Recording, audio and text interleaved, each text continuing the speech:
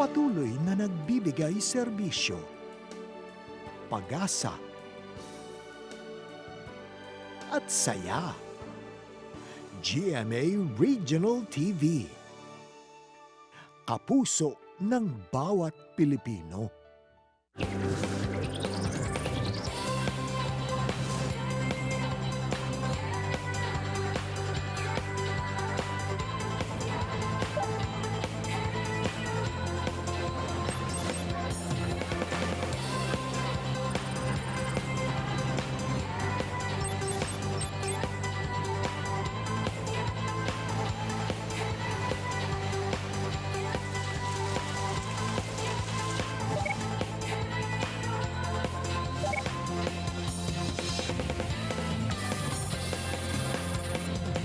Ini ang GMA Regional TV Early Edition. Beautiful early morning mga kapuso. Good morning Western Visayas. Yari naman kami para magdulong sa mga mapuslanon ng impormasyon. Good morning Adrian.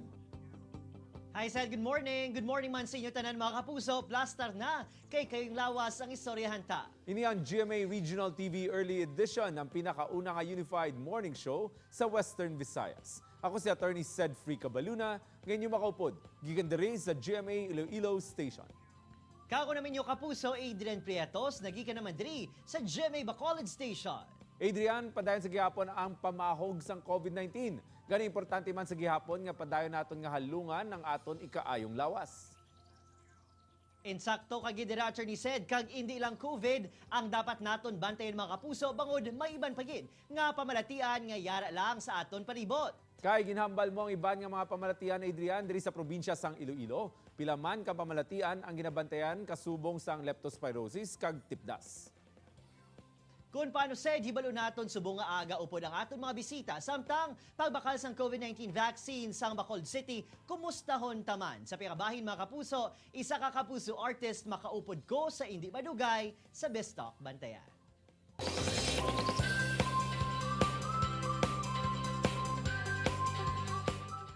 Kabalo na plaka mo. Kundin diri sa Panay makita ang mga dumaan nga literatura sang isla kag sang pungsod Pilipinas. Ini ang makitaan sa Ang Panublion Museum sa Ross City, Capiz. Ang museum nagaserbi man nga bulutangan sa mga pagkabutang sa mga pumuluyo sa isla. Madugay na nga tion ang nakalikan. Oh, kabalo na kamo. Mga puso, museum ang sadtoan ng isa ka tangke sang tubig nga ginpatindog sang tuig 1910. Bawa ra mga puso, kabalo na kamo.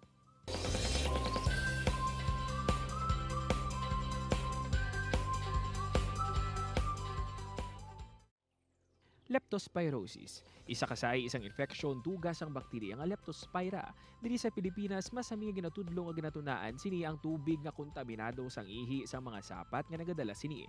Kalabanan sa mga ini ang ilaga. Kadungan sa pagdata sa COVID-19 ang leptospirosis kag iban pa nga mga pamalatian ang nangin balantayan man. Ano ba lang kabangdanan sa likod sini? Ano ang dapat na mahibaluan sang pumuluyo para ini ang malikawan? Mga kapuso, makaupunta sa mga aga ang Provincial Health Officer 1 sang Iloilo Province, si Dr. Maria Socorro Quinion. Doc, good morning. Good morning, Attorney Cedfrey. To all the televiewers, good morning. And thank you for inviting the Provincial Health Office. We're happy you're here again with us to discuss ining mga concerns no sa ikayong lawas sang aton mga kapuso. Isa sa mga ginalantaw nga might cause no nga mangin kasablagan or might cause as a problem sa health among leptospirosis. So we'll talk about that today. Ang leptospirosis by definition, ano ni siya nga sakit, Doc? Okay, so this is a zoonotic disease, meaning to say it is gina-transfer to from animals to people. It is caused by leptospira bacteria, no? It can enter the skin through a break in the skin kung may mga open wound ka. Then it spreads to the system. And then it affects now the system like kidneys, the liver, no, even the brain, no, especially gid ang aton nga ang lungs. It can also cause hemorrhages sa aton nga lungs, no. Ano mga common symptoms nga patimaan nga laban-laban na iguan ka na gid sang leptospirosis kay kalabanan sa istorya mo internally no and pero how is this manifested physically which probably could help us no avail of early treatment?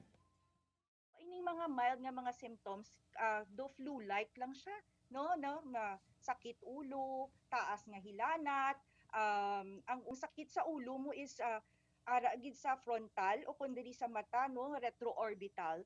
And then it can even cause ng go sore eye siya, gapula, muscle pains, no, characteristic niya gid may muscular pain ka sa tiyan, sa calves, no, sa imo nga legs, no. Mhm. Dira na da usually ang mga pain, no, nga kag sa likod mo, no, amo na ang manifestations. Kung may mga disease ka na gid, no, actually gina-antibiotic ni siya. Ang ini nga masakit nga kinahanglan hindi naman lang ta mag-undergo gid sang treatment, kinahanglan atong mga tawo nga may exposure, history of exposure sa nga naglusong sa baha, no, or aning mga tawo nga like for example, farmers ka kag may pilas ka, no, may mga open woods ka, may mga aberrations ka, kinahanglan lang gid magkadto sa ating rural health unit, no, kay man may ara kito tidto nga gin pang preposition nga mga antibiotic nga prophylaxis nga ginatawag naton nga kundiin hatagan ka lang duha ka tableta every time nga ma-exposure ka, abi in every week 2 tablets nga na inumon mo na, and then until nga may exposure ka, ma-prevent kid naton nga magmasakit ang aton nga mga pumuluyo nga Mhm. na-expose sa sini. They have this tendency nga mahampang sa tubig baha, no, kung mag-ulan happy gina sila kay mahampang na sila sa tubig baha, contaminated water nga ginihian sang mga ilaga, no, makadto sa ilang mata, o kung matulon nila kay nagalangoy-langoy sila, posible gid nga malatnan sila.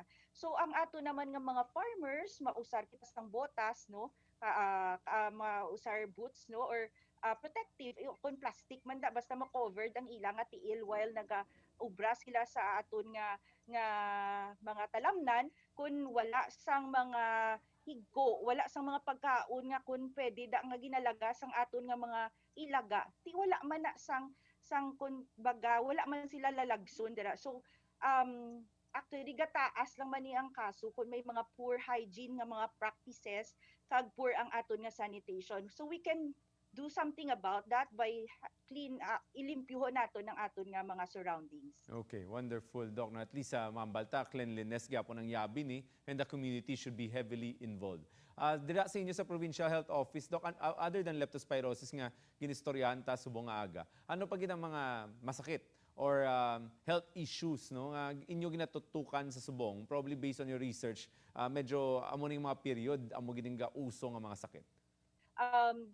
Preparahan ginaton subong nga Pebrero, no, ang aton nga RHU staff tanan sa bilog nga probinsya sang Iloilo and even Western Visayas will be conducting the measles, rubella, oral polio vaccine special immunization activity nga kundiin ang mga kabataan mga below 5 years old, no, dal-on naton sa aton nga mga sentro sa vaccination posts, no, nga ginhambal sang aton nga sentro kag didto ipahatagan sang bakuna.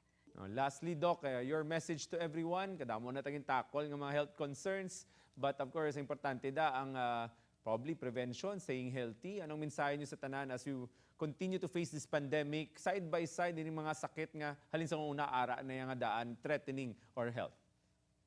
Sulod tagid sa aton nga pinsar kag sa aton nga tagipusoon nga this should be our way of life from now on, no, nga para nga malikawan naton nga kita malatnan kag malikawan man naton nga kita makapamlaton. Thank you very much, Dr. Maria Socorro Quinion. Salamat sa tion ginatag mo sa amon. Thank you, Attorney Cedric. God bless. God bless too. Dugang impormasyon kag good vibes sa pagbalik sa GMA Regional TV Early Edition. Ini ang GMA Regional TV Early Edition.